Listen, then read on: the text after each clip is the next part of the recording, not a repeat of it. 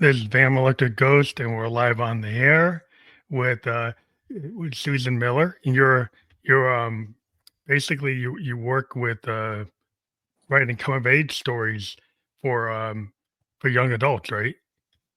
Yes, currently. I've That's your focus now. worn some different hats, but that's the current focus. Yeah, young adult fiction. But we're gonna tell your story once we get into the heart of the episode. But we always ask a couple of questions of any guest that comes on the show. What motivates you, and why do you do what you do? Okay. Well, I guess might be a couple of different answers because there are a couple of different things that I do. But I'll say something first about the writing, which is one of my longstanding activities, both fiction and nonfiction writing. And I'd say, to answer your question with respect to the writing, there is just something especially enjoyable about being able to create something that hadn't existed before. And I'm guessing that most people who engage in something creative, whether it's painting or writing music or baking great cakes, Mhm. they probably all share that just special joy. Of course, there's a lot of challenge also, and maybe that's part of the joy is the seeing how challenging it is and being able to confront that and sometimes get through and create something you're happy with. So I think that's at the core with the writing.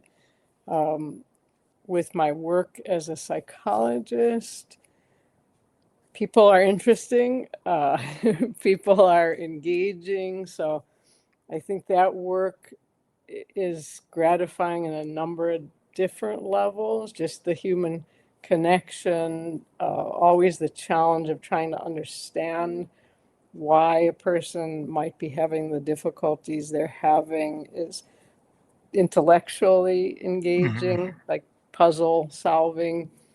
Um, and then, of course, the effort to be of help to someone who's struggling with something is also a part of it, big part Do of you it. do you feel being a clinical psychologist helps with your writing in terms of understanding human nature and then be able to kind of build that into your characters? I think it does. Sometimes when you do something for a long time, the way I have with being a psychologist, you may actually be the last person to be able to see how it's impacted you. So, as a psychologist, in a way, your mind is sort of full of other people's lives and their stories and the way they present themselves to you. And sometimes you're aware of that, and sometimes it's just there. It's kind of the air you breathe. So it probably feeds other parts of your life in ways you may be only partly aware of. Yeah. But certainly, working with people as a psychologist, it gives you the beginnings of characters sometimes, although you have to be very careful about that because of people's privacy and Mhm. confidentiality. And it also calls your attention to sort of the richness of a human being, right? So when you work with somebody in the office, you have stories that they tell you about their present, about their past, but at the same time, you have the content of the stories, but you also have the delivery of the stories. So, like now, I'm telling you a story right now, and I'm noticing I use my hands all over the place. Yeah. Well, not everybody does, or some people use their hands symmetrically, and some people use them, one at a time. So, when you're creating a character in a book, those kinds of observations that you might do of people when you're working with them are are very helpful. Yeah, I think it's like the nature of being a creative, like being a clinical psychologist. If you're not in that profession, you're just a creative, right? Like I'm a songwriter. Songwriter is a storyteller, but it's a shorter Sure. form. Yeah. than an author. Like our stories maybe go, you know, if in the 1970s, they might go 12, 15 minutes. Nowadays, they go Okay. 4 or 5. Shorter. But, Yeah. you know, but I'm a child of the 70s, so my songs go long. But, but the idea is like you observe, like it's like the muse gives you the ability to channel, like the way the Victorians used to talk. I Hmm. always get inspired by the idea of the muse, but it's like in your subconscious, right? Hmm. The stuff that comes out, and then there's stuff that you feel from the outside. So it's like in and out. It's like a merging of microcosm, macrocosm, and internal, external. Yeah. But Yeah. being a clinical psychologist, that you understand like the frame it from a like an intellectual point of view, or from a doctor's point of view, versus just a creative coming up with something like, oh, I observed this, but you've got some science behind your observations. That's true. Although I don't tend to use that so Oh, you much, don't use that as much. Oh, in fact, I sometimes, for example, right now I'm working on a novel where there's a character who has some like symptoms, right? That a professional mental health worker might diagnose in a certain way. And mm-hmm. then based on that diagnosis, you might expect the character's symptoms to sort of evolve in a certain way. Well, that doesn't work too well for me as a fiction writer right now. So I'm trying to think through, So you break the rules a little bit. yeah, of even breaking the rules of the illness. In other words, Yeah, be does the more creative. does the fictional, psychosis have to follow the rules Yeah, of the maybe it's not as actual? interesting. You might Maybe not be as interesting. it might not. Well, right, and so maybe this will be a fictional mental illness in a sense, one that doesn't necessarily exist in the real world, but is interesting in helping a reader understand something about this character's inner life. So that's something I'm kind of playing with right now. Yeah, that makes Yeah. a lot of sense because a lot of times in the creative world, like it's not exactly real life. It's like it could be inspired by real life, but you tend to, in order to get somebody to pull somebody into your story or keep somebody's attention, sometimes you have to do something from a more, maybe it's a creative bent rather than what it would be in actuality might not actually Right, keep somebody right. Yeah. interested. And when I'd rather err on the side of freeing up your creative mind to, Mm, maybe create something more a little expansive. different from what you might observe. Yeah. Yeah. So don't Well, be yeah, it's too like, don't be too or, strict about the rules of, well, like the canon. reality. Well, it's Yeah. like the idea of the canon. Like if you're like a jazz musician, everybody thinks like bebop is the standard.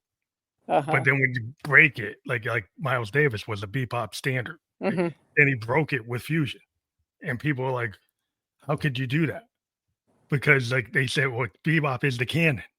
So how could you do something outside the canon? Because he was getting bored with the bebop.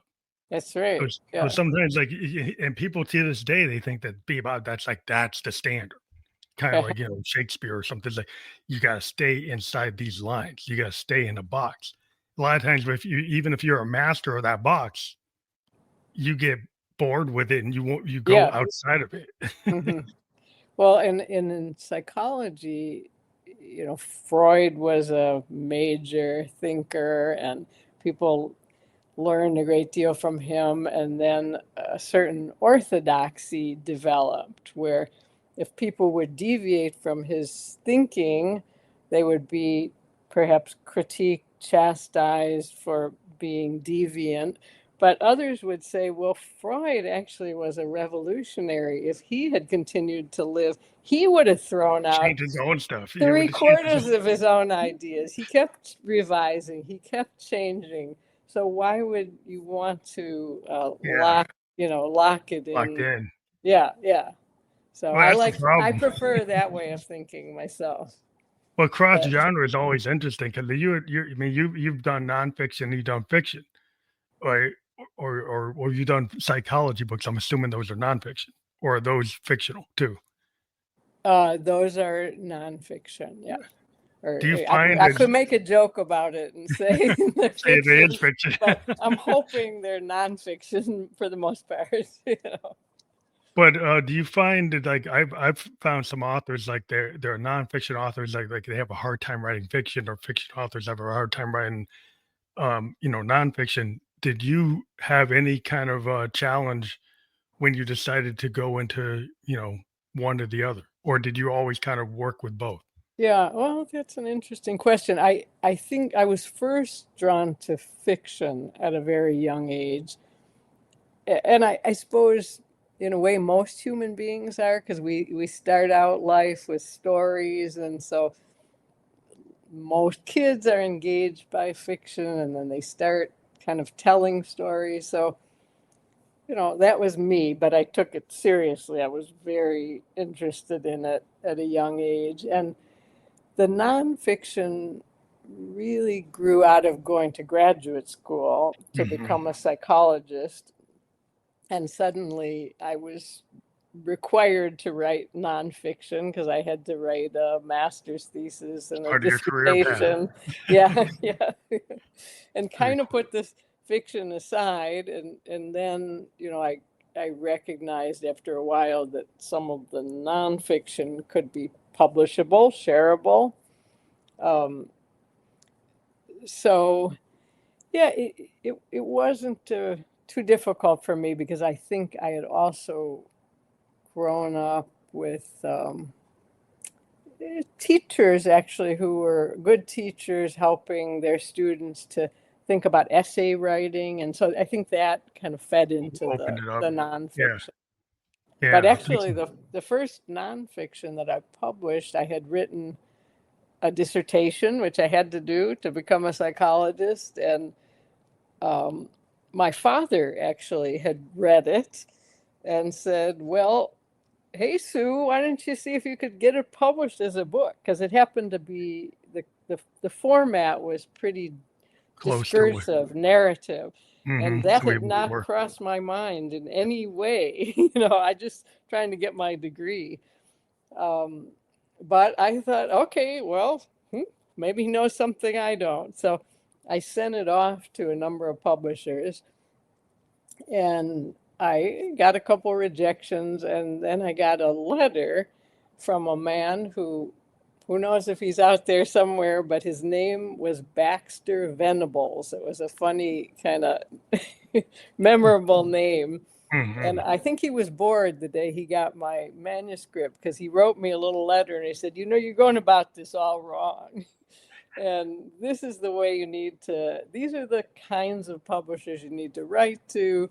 This is what you need to say." And he even pointed me in the direction of a particular publisher who he thought might be interested. And sure enough, that publisher ended That's a up rare. publishing three books of three books of mine and was a good publisher. So I owe that man some gratitude. I Well, don't that's know. rare that Yeah, somebody actually points you in the right direction instead of just saying, "Well, that's not my call to do that." But those are right. the people that really open up your life when you get somebody that actually takes that extra step with you. Yeah, he had a big impact. I probably wrote him back and thanked him, but if I didn't, I should have. Yeah.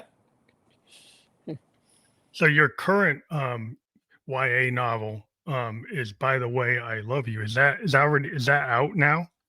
It's out. It came out about 2 months ago. The almost end of October. Yeah.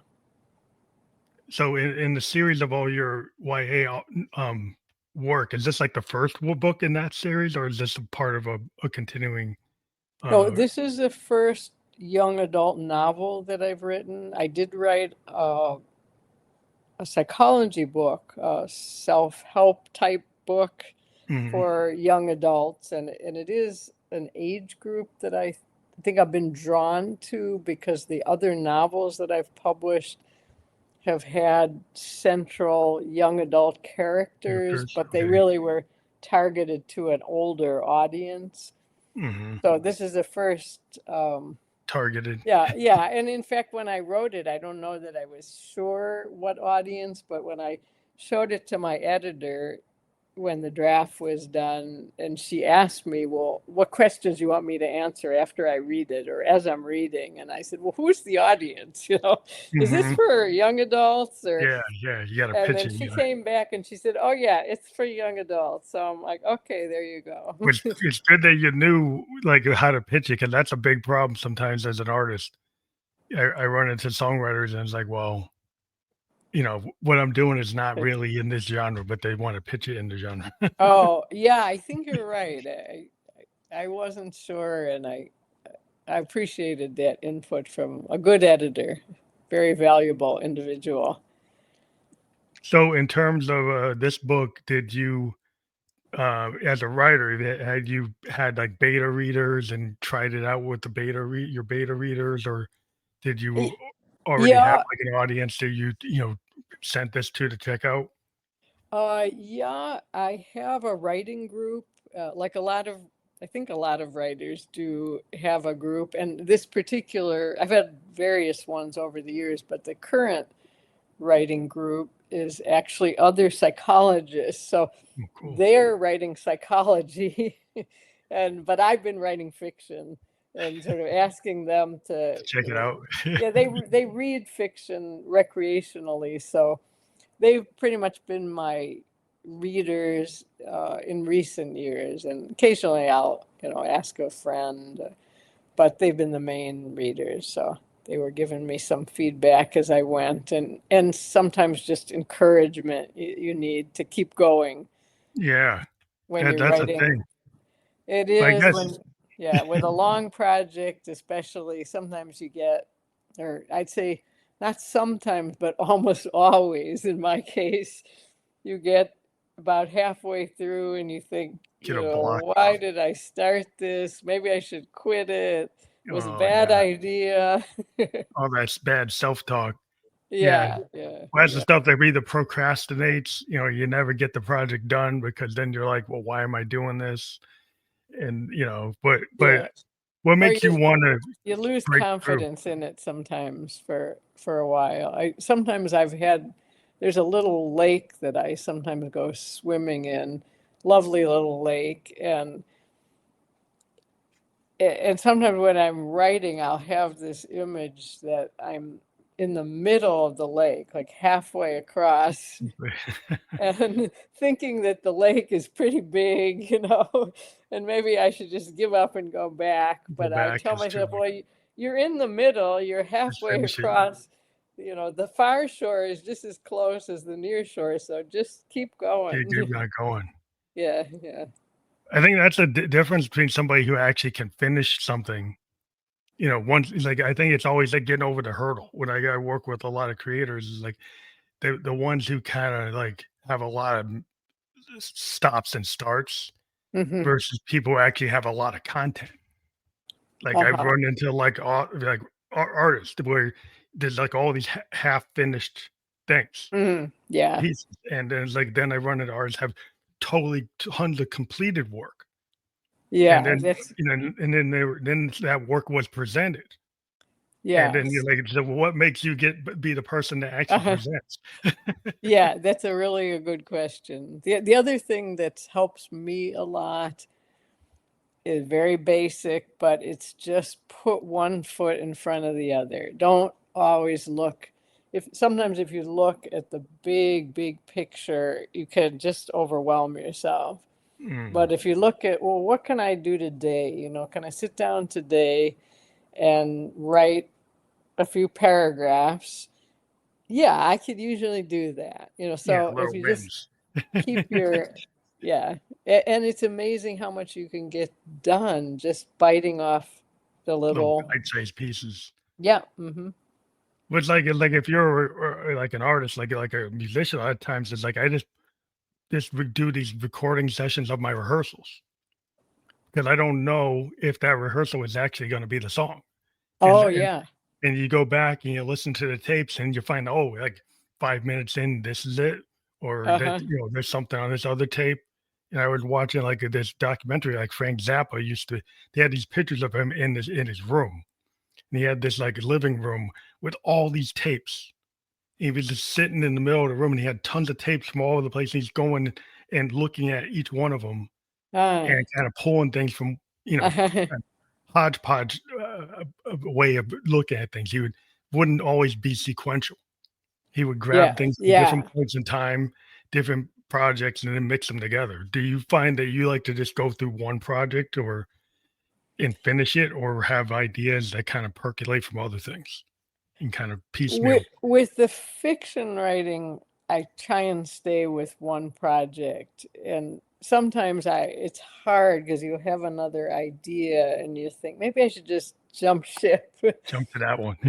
but I try not to because each project has so many elements, so I might jump around within the project, like work on this part of it, then work on this part of it, then reorder things. Yeah, different But things to to it. leave the frame totally, if it's a novel, I don't want to do that because I got too many. It's hard enough to keep track of Come all back the. into it if you leave. Yeah, like if Yeah, you yeah, leave, then you won't come back. yeah. And sometimes I've had to, like with this book just coming out recently, um, I had to put aside what I was working on in order do to respond to the editor's comments and even do another big re-edit responding to the editor's comments. That meant I had to leave aside the project that had already gotten underway. Just had to do it. And Yeah, yeah, things okay, get but sequenced. yeah, yeah, yeah, yeah. So, I guess in terms of like this whole young adult market, like you said that you had characters in some other books that were like young adults, and then Yeah. you decided to kind of like, whoa, why don't I just focus on these young adults as the protagonists? Is that what happened? That you decided that you want to tell their story?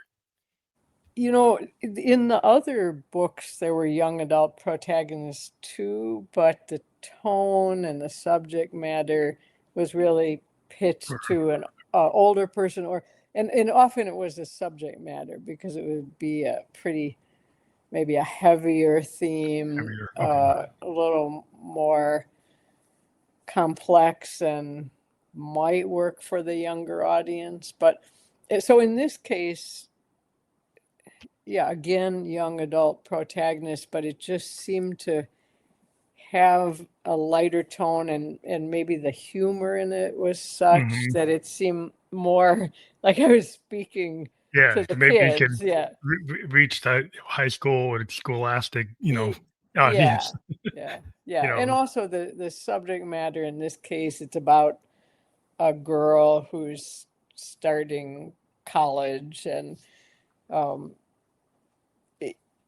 her experiences, which a lot of young people would identify with, really do. and even, not just kids starting college, but maybe a young person leaving home for any reason. Could be going to the military, or could be Mm, just moving to a different community, but taking that leap out of their family home. mhm. So really, that's at the heart of what I was looking at and trying to look at.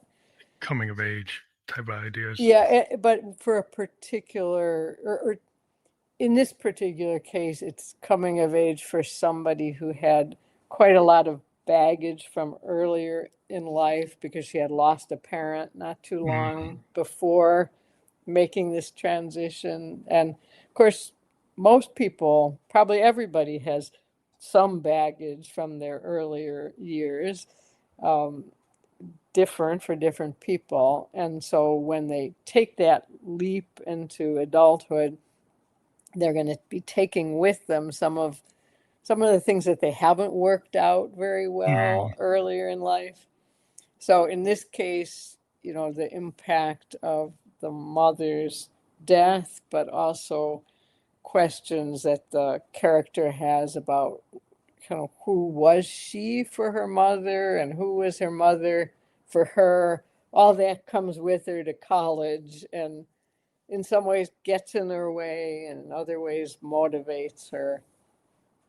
So, The thing about when you read a book, you kind of like as a reader, you start to picture like a cinematic scene in your mind, right? And so I'm wondering, like, when you write, do you have those kind of cinematic, like, scale ideas, or is it just the I don't know, the thriller or the drama of what you're writing? But do you think in terms of like the visual impact of the descriptions of the scenes and it seems like everybody's so into like video today that even when you yeah, that write a that book, you can't write 200,000 pages now. Words, you have to do 70,000, 90,000. So, like, are you limited in what you can describe, and what can you do with the limitations of the way the market is? yeah, that's an interesting question.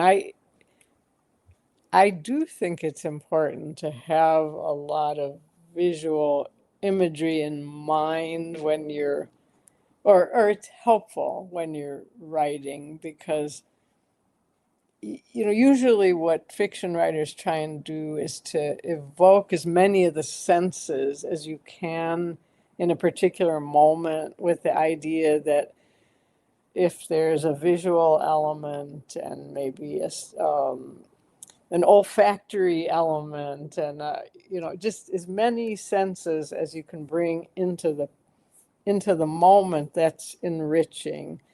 uh, Hmm. I don't know. I sometimes think that the visual isn't my strong suit, even though I love, like, I like to paint, but Hmm. just imagining the whole scene, the space that the person is occupying physically, isn't always the easiest part for me. I think dialogue comes You're more of a more dialogue, right? easily. Yeah, And maybe that's, I'm a therapist. your style. I'm Yeah, your listening to style is I'm listening to words all voice. day. But you're in the voice. You're in the Yeah, space of the voice being the primary yeah, thing. that's right. In fact, when Or I finished a book and it's done, my work is done, and then the publisher will start to talk to you about the cover. oh, what should And look like I I always enjoy that, because it's like suddenly an element from a completely different, different genre, not different from, yeah, yeah. different And type of of art. course, I don't have to design it. I get to be a consultant, but it's fun to, I don't know, to get that Yeah, visual to it's go kind with of like all if those words. when you're a musician and you're working with like somebody doing the cover of the album, it's the Hmm.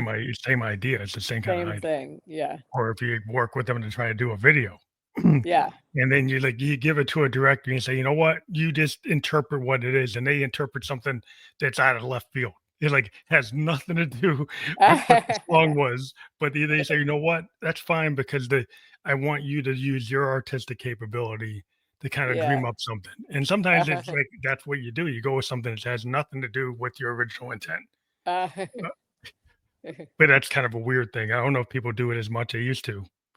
People tend to do videos now that are totally match the lyrics of the song uh, rather than doing something that's like totally like, well, that I yeah. didn't see it that way. I did once have a book cover designed by, I think it was the son of the editor, was a photographer, and they came back with this cover, and I'm like, okay, I have no idea what this has to But do. it's with the It was story. it was a book on shame, and it was a photograph of some railroad tracks, and I'm like, What's that got you to do know, with it? yeah, I guess I could use my imagine. I guess I'm going to have to use my Just imagination, to because figure it out. it's a family member's project. So, but Yeah, well, that's the thing. It's like so. I mean, you have to, it's if your work and you're gonna have the input. It's like, well, I don't think that works. yeah, yeah, Or I think it works. I think it does or it doesn't. yeah, But yeah, it's just when it comes together with all the themes that you want to put in a book is like how much of I mean I don't know, like natural world, you know, uh maybe like what's going on, in the society overall, or do you just stick with your overall, sometimes like, I guess an example was like Rod Serling in the Twilight Zone used to take science fiction and then make comments about society through the science fiction. Right, right. Yeah. A combination, I'd say. I do like to, if I can find a natural way to do it, to comment on things that are important to me that are happening in the world. Hmm. Um, like with this most recent book, there's a environmental theme. Oh, cool. That's something that's really important to me, and You wove it in. I did, and I had to think about whether it was natural to, the story that I started with and the character, but I decided I could make it work, right? You make it work. Yeah.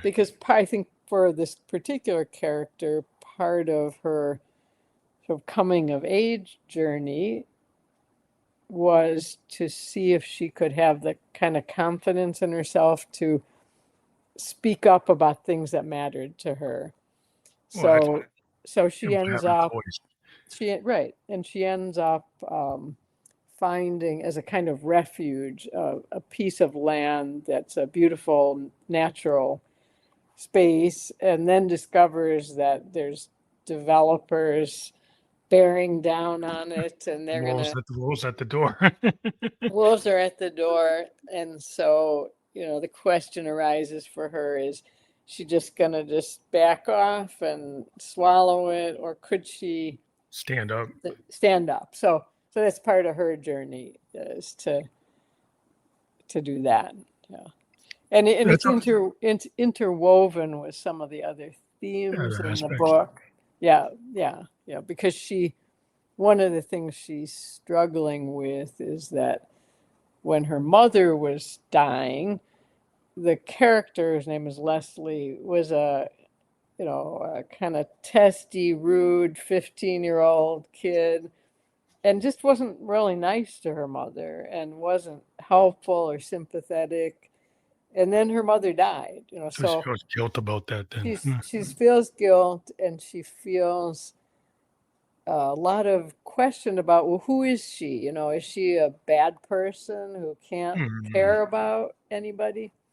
So then, as the book, she develops this attachment to, in a sense, Mother Earth, because of this She's land. lost her mother, yeah, but Yeah, she found another mother. but she found Mother Earth. But Mother Earth is in trouble too, right? Because the developers are coming for Needs Mother protection. Earth. Maybe she can So, protect Gaia so, where she couldn't protect her so mom. exactly, exactly. So that's kind of where it goes. Is, can she do that? Yeah, yeah. That's cool when you have like subtext or you have these like subplots or like every time as a songwriter, we try sometimes we don't try to go for the obvious. We try to have like maybe not I'd say hidden message, but metaphors or things that you like first listen you might not get it. Yeah, yeah, Third absolutely. listen you might not get it. It's like when you really start to see, oh, there's actually something in here that's a And that little makes it so much yeah, richer when it's yes. layered up like that. Yeah. And some people might still just hear the hook and Right. never really, 'cause that's the problem with musicians. Like a lot of times, people don't really understand our lyrics because they don't really listen to them. Hmm. They listen to the hook and then they don't really get the context of the whole thing. And so you get a But lot of fans that yeah, are like, "Wow, they didn't actually get it." but there's rewards there for somebody who wants to listen more closely. Yeah, yeah. Yeah, It's funny that you would like once you put something out in the world, it's like you don't own it anymore. that So do is you ever true. run into like readers that like when they give you their feedback, you're wondering like, what did they read? Yeah. Yeah, occasionally that. And then occasionally they'll give you feedback and you'll think, oh, what did I write? In other Yeah, words, maybe they found something you didn't know was you didn't there. see it. Like, you just That subconsciously didn't even that realize what you put in there. that happens too, and that's pretty interesting. Yeah. Yeah, it can go either way. He's like, Yeah. "Oh, I didn't really see that people were interpreting my song as this." Yeah. They Yeah. think Yeah. it's like Maybe they saw something I didn't see. Yeah. they say, "Oh, I didn't know that that's how they're reading it." It was like, "Okay." Yeah. The other thing I've been noticing, and maybe you have this experience as a songwriter too, is that sometimes some goofy element will come into my mind, as part of a story. And so, like, I was working on something, and I had this idea of tomato cans, or just showing up all over the city, like cans of tomatoes on the sidewalk, and people finding them, and I'm like, what is this Yeah, idea? that comes from like a Warhol thing. And it doesn't, yeah, and I have no idea what this means, and if I showed it to somebody at that point, they would have said, well, get rid of these tomato cans. What do they have to do with anything? But usually I just sort of let it sit there for a while, and I'll think, well, maybe it That would be means a something. quirky thing that you just put out Yeah, there, and let me play with it for a while, and in the end, it might get thrown out, but it might be that you find you could build a bridge from that odd element to some and other element that suddenly is interesting. So yeah, you could end up coming back to it later and figure out a way to yeah, yeah. So actually. don't It's like don't a be breadcrumb. too yeah, don't be too quick to clean it up. Just let it sit around there for a while. Well, that's kind of like the non-sequential nature of things, because sometimes you could take something and then you're like, oh, I didn't know what to do with this, and you can back into it and kind of re-describe something. Like later R- on, you could add something and it was like kind of hanging.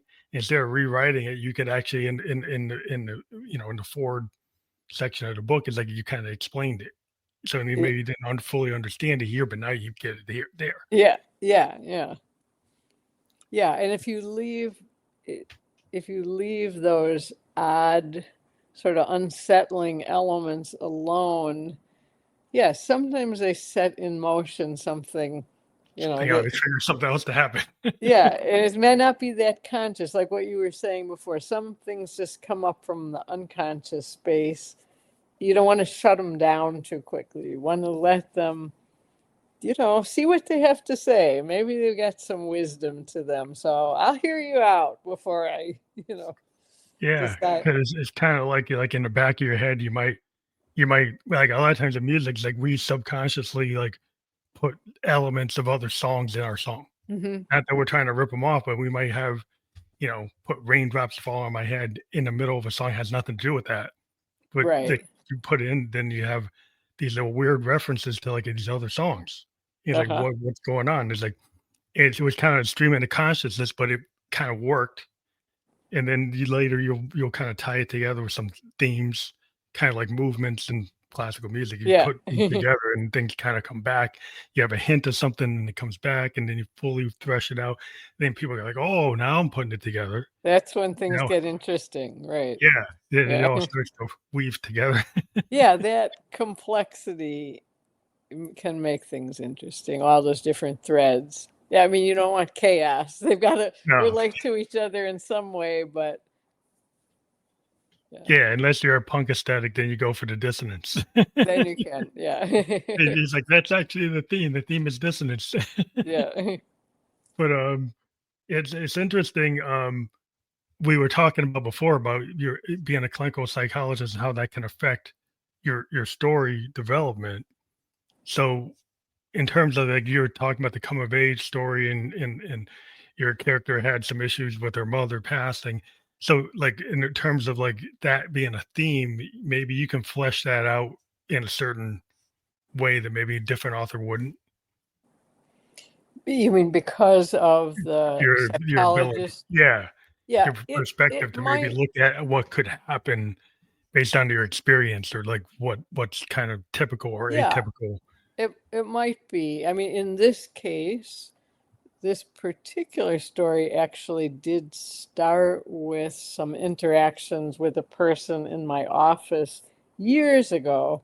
Mm, Um, and the character that I ended up with as a young woman, actually, the person in my office was not a young woman, it was a young man. But it, and so the parallels are no longer at all yeah, exactly. obvious, but Yeah, I think the starting place was important because what I found myself thinking about in my office was that it was a person who had lost a parent very early in life, much earlier than my character, and really didn't remember the parent much, and was starting college and having a lot of trouble, and didn't make really any connections to this very early loss. But I was able to see like the fingerprints of that loss, in some of the present day things that were happening for the person. Um, so, and it was moving. It was, you could see where the person had suffered in ways they didn't even know about. Hmm. And yeah, so, um, and there were some particular things, for example,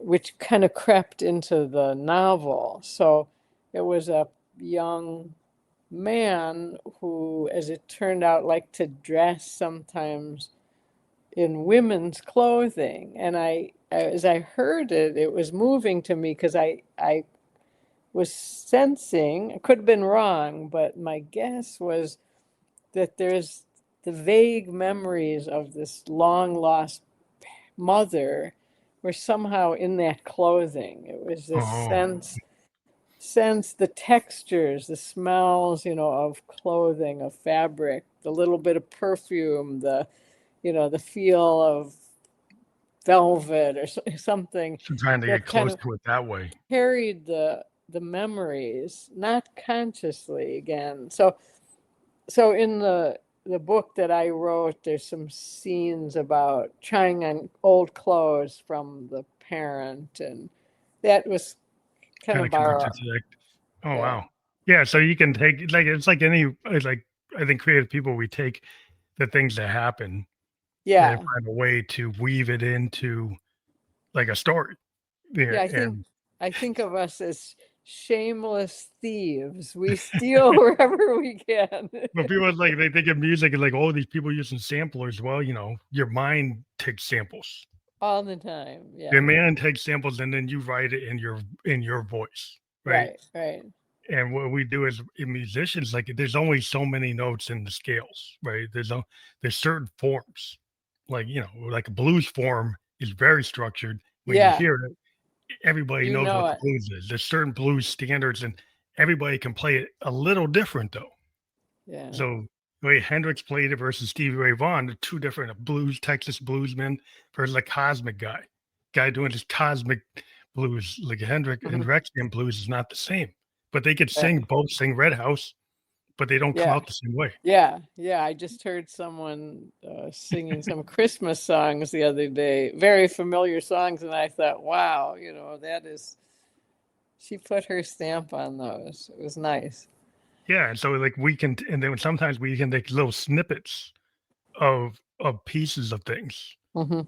and then it's not as recognizable. You might not recognize that where that came from. It doesn't hit you over the head, but it's like that's our talent is to pull these disparate things and then turn it into a cohesive story.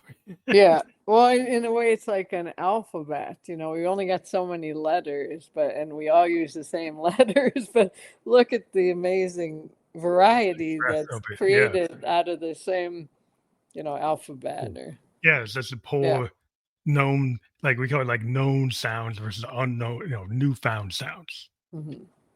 There's certain piano sounds everybody knows that sound, and then we get people like myself. It's like I'll actually tune the piano to be different, Uh, or I'll create a tone from scratch with an oscillator that didn't exist. So it's not the native sound you would get off a violin or a piano. It's uh-huh. actually a whole new A sound. new. Oh, that's So amazing. that's a Yeah. different type of thinking where you actually invent something totally new. But then you might use the pentatonic scale, which everybody knows. But Hmm. but the sound in it was unknown. So you're still So using is some that structure, blending of the blending of different familiar things. and the novel. Yeah. Yeah. So you Yeah. can kind of do that at different degrees where certain, like, with as an author, like certain themes, right? There's probably certain structures or certain, you know, your editors could go and say, "Oh, well, I've seen this, and maybe this doesn't flow right." I Yeah. don't know. That's how they Oh, come back to you. absolutely. And even the idea of a coming of age book, there's been thousands and thousands and thousands of coming of age books, and they, to some extent, they're going to deal with similar themes. But hopefully, you write one that As the hasn't secret been sauce. hasn't been written before. Yeah, it has that angle that's like, well, this is what draws you in. This is what keeps you in the book. Yeah, Keeps you in the 75,000, 90,000 pages. This is what keeps you in, yeah, you know, and that's always the big challenge as a writer, because like a lot of people wanted, you know, the algorithms out there in the world because of social media, they beg you to do the same thing. They yeah. kind of they kind of are driving for you to make the next cat video. It's like, Right. well, like, how many cat videos can there be? Yeah. I guess there could always be another one. Yeah, yeah, yeah. And as a psychologist, you think, well, people, there's only so many psychological issues, in the world, or problems or conflicts. But yet every person is so Different. unique. It's amazing in a way, that you don't think, oh yeah, I've met you before. You're just like that other person. No, never. You never. Well, it's that unique voice that you can construct, and I think maybe you have the benefit of hearing a lot of voices in your work, which if Mhm. somebody's been more of a solitary writer and maybe they travel, but they haven't actually communicated with as many people, right, over time, Yeah, it gives you like a big like reservoir or archive or in your toolbox of yeah. like I got all these stories I can mix and match. I can change the text. I can change the age. I can change this. I can change the actual moment and flip it around a little bit. So it ends up being like we do with samples today. Like in music, I can sample some 1974 R&B song, but then I could invert it. I could slow Oh, it down. I could yeah, change yeah. all different kinds of aspects of it where you wouldn't even know where it came from. Came from, right, You have no idea where it came from. right. But it was kind of started as this like resource that I can mine and then refine and change. Or you Hmm. could just keep it the same. But like it's more interesting as the author of it to actually play with inverting and converting and you know reverting. It sounds like great fun, actually. And I Yeah, think for a writer, like what working as a psychologist has given me is knowing people really deeply and their complexity. Um, in some ways, the way you'd know somebody if you're married to them, with a lot of complexity, a lot of a history. history, Yeah, even people who don't have that kind of experience, I think you have a lot of interactions in the world that are really useful. Just riding the bus, as if you're a fiction writer, yeah. You riding can the pick up a lot. bus, all kinds of things you You're can very good notice. observers. Yeah, I've met Yeah, a lot of writers that maybe didn't have as many personal relationships as with that, but but super observant of the yeah, world yeah, itself. they absolutely, they walk into the convenience store and just notice things about the way people interact or look, but that uh, complex biography of a person, that's something you do get as a psychologist that probably isn't as easy to come by. Yeah, I think gives you maybe a leg up on some other writers in terms of like that. I But it's like don't everybody, but you don't never know. I don't know. I hope so, but I don't know. That's your secret ingredient. But Yeah. it just seems like when you're writing though, it's have you found as a writer, it's like you do it because you love it, right? Like I talk to a lot of musicians and they will play for free. They will Yeah. go and do some just because they love to play Yeah. music. And it's not about like, oh, I gotta be number one on the algorithm. It's more Yeah. like I write because I write or I'm a creative because I kind of have to. Like it's kind of cathartic to me. Yeah, I definitely identify with that. And even, writers who keep going when they're not having success publishing, it's because for some people it's ambition, but I think for a lot of people it's just something about the activity that feeds your soul and you kind of need it. I once went to a writing conference and we were divided up into smaller groups, and there was one man in the group that I was in who, when they went around and did introductions and they asked people what they wanted to get from the conference, he said, "I've written 9 novels. I haven't been able to publish any of them. I need help giving up writing." And of course, I don't think he really meant it, but I think you meant that. You he really meant wanted that. help quitting. But You can't really quit if you're gonna keep on writing that. but he couldn't quit because he was a writer by, There's this like the nature. Yeah, nature. You're just like a painter. He's like you gotta paint. You yeah. know, whether or not it's in the gallery or not. There's maybe it gets found later, like William Blake. That's right. You do it because something in you needs to do it. Yeah, yeah.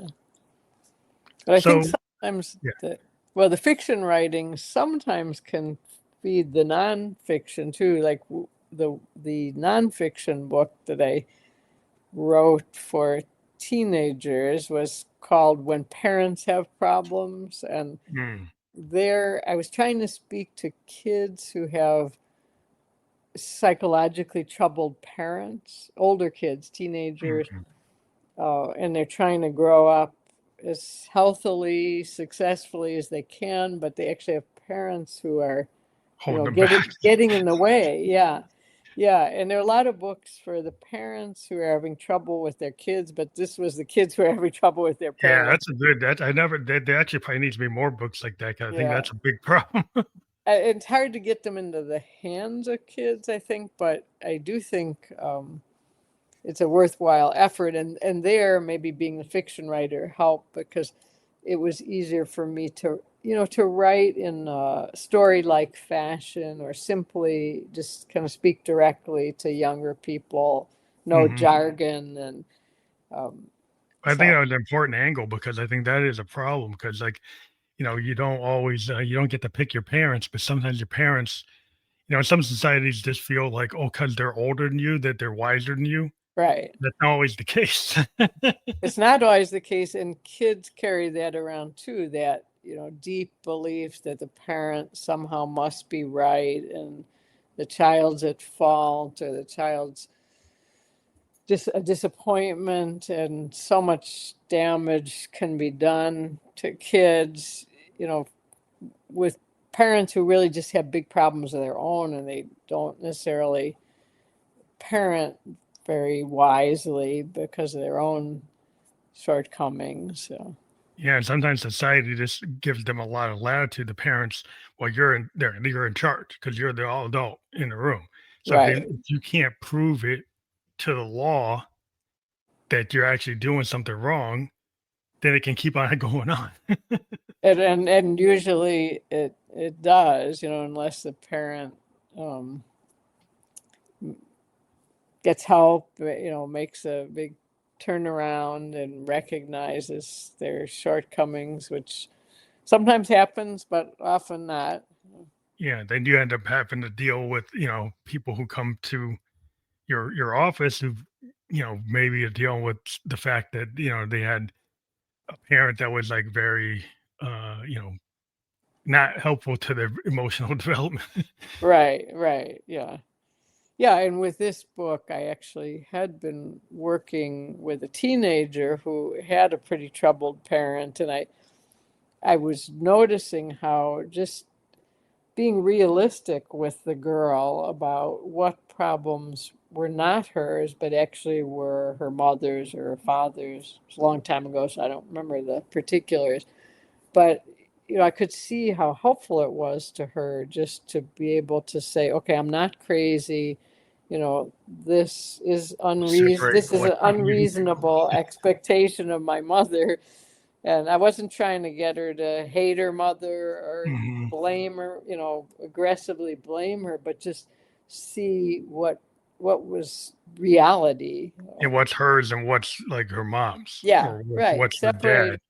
Separate it out, not feel like she had to um, live her whole life trying to placate a angry parent or please a parent who can't be pleased. Yeah, sometimes you have to get out of that loop Yeah, because sometimes like you have to reprogram your own framework, like your own mindset. And sometimes you can't you can't change your parents' mindset or your right, grandparents' mindset or your uncle's mindset. That might be locked in, and if they don't solve it, they're still in that loop. right.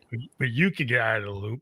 Yeah, and that, yeah, that was the whole point, is to try and talk directly to the kids about things they can do to help themselves, protect themselves,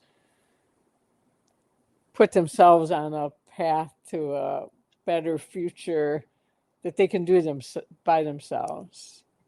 Or maybe sometimes go find another adult in your world, a teacher or a pastor, somebody Going to be a who's mentor or perhaps yeah, somebody to yeah, help you.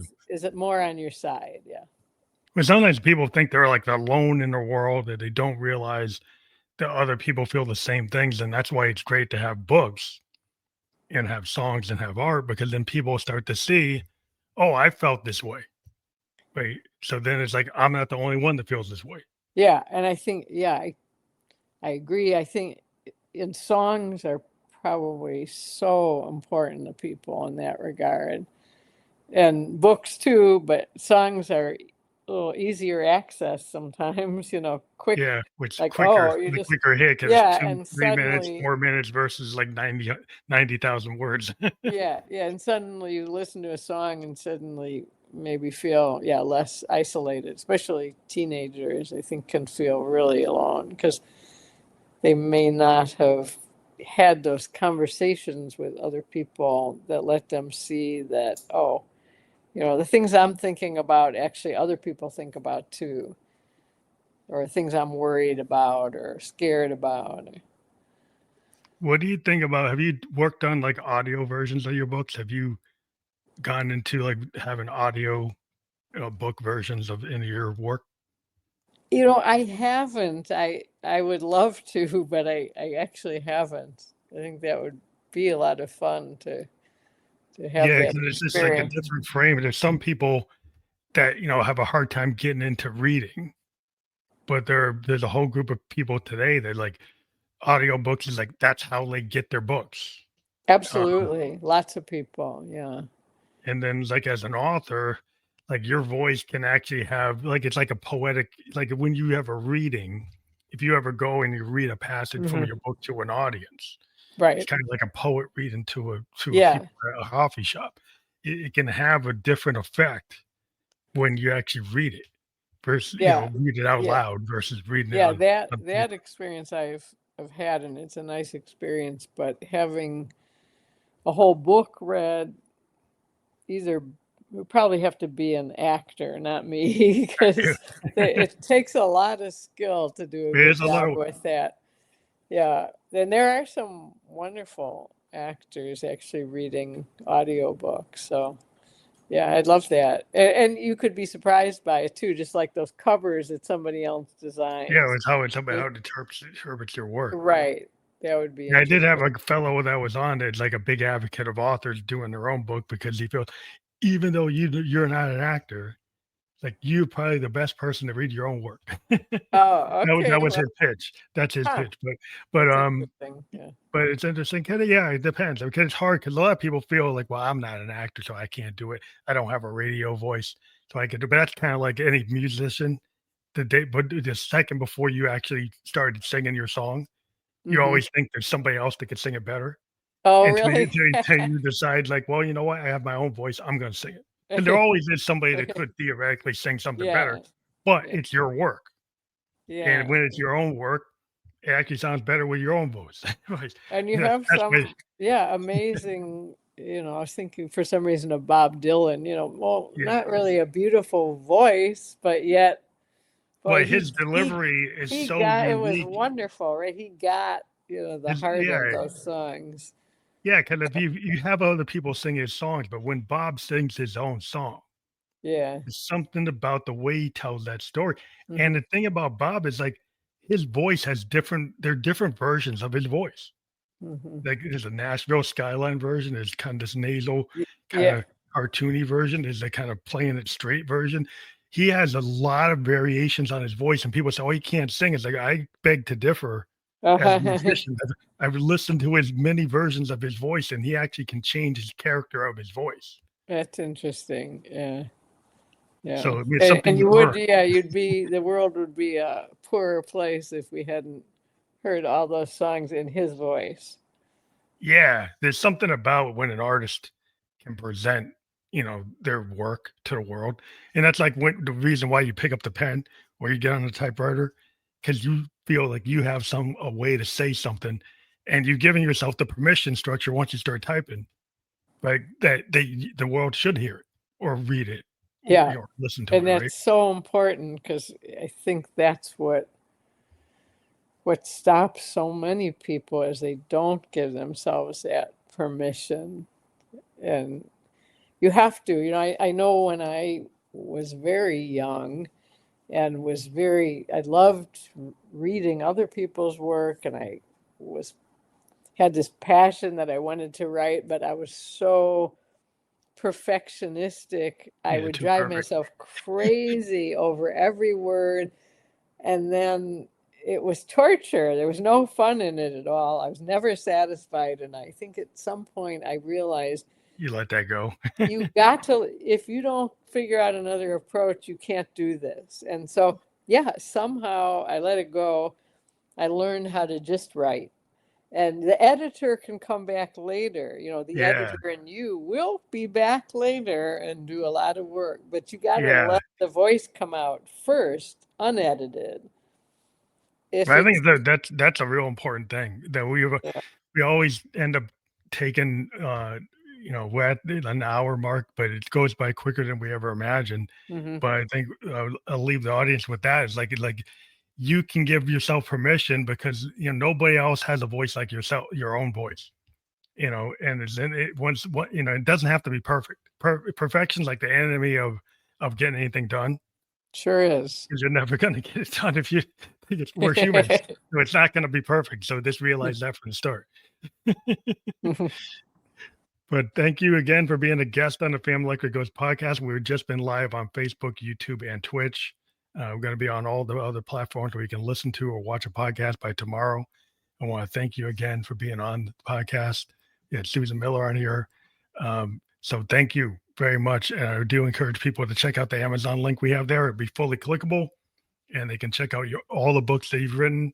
And particularly, we've been talking about By the Way I Love You, which is your new book, your new YA book.